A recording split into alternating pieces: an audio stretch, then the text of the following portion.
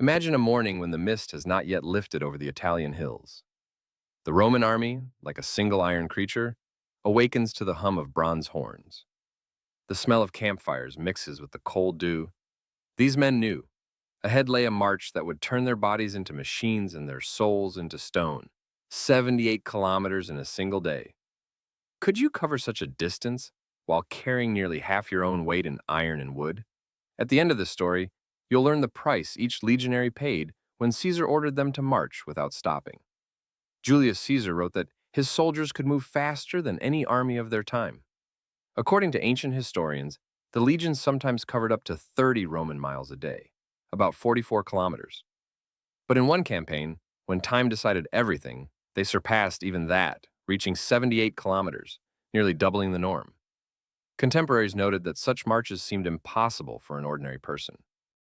These heavy infantrymen were called miletes, from the Latin word for soldier. Their duty was not just to march, but to do so in full gear, maintaining formation and readiness for battle at any moment. Imagine an iron river of thousands of men, each step synchronized. Otherwise, the entire column would collapse. The image of this column is striking. Thousands of figures hidden in the dusty haze of the road. Dust clogs their breath, stones cut their feet, armor presses on their shoulders. Every step is a challenge to the flesh. And still they move forward, because behind them stands Caesar's order. Sources say such marches began before dawn, when the cool night air made the first hours bearable. By midday, however, the sun bore down on the legionaries, and every drop of sweat was a reminder. Dozens of kilometers still lay ahead. What drove them forward? Fear of punishment, loyalty to their commander, or the understanding that the fate of the entire campaign depended on their speed? To understand how legionaries could endure a march of nearly 80 kilometers, we must look at their training.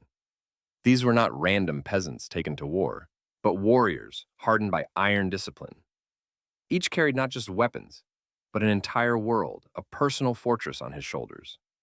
Sources report that a Roman soldier's equipment weighed 35 to 40 kilograms. Caesar even popularized the nickname Marius's mules, referring to the reforms of Gaius Marius, when each soldier was required to carry his own gear.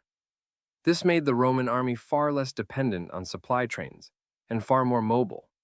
The sarcina was the soldier's full marching kit, a cooking pot, several days' food, wooden stakes for building a camp, tools for digging trenches and fortifications, spare sandals along with weapons, a shield, a gladius sword, and javelins.